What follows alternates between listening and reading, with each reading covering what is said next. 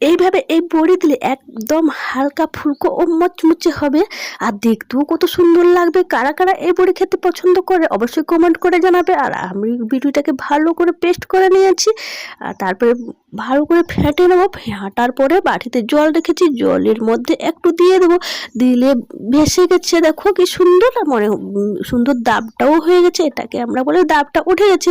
তারপরে আমি কাপড়ের টুকরোতে নিয়ে নিলাম, কাপড়ের টুকরোতে নিয়ে আর ওই কাপড়ের টুকরোটার ভিতরে ছোট্ট সরু চং দেওয়া আছে, আর সুন্দরভাবে নকশা হয়ে যাবে। আর এই নকশাগুলো কাদের কাদের পছন্দ লাগছে অবশ্যই কমেন্ট করে জানাবে। আর বড় ভিডিওগুলো দেখো কত সহজে বলে দিয়েছি।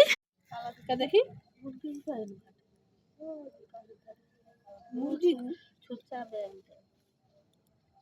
ওটা খুলে রেখে ওটা কাটিয়ে দেবো। চলো খুলে দেবো, খুলে দিবে না না খোলা তো কি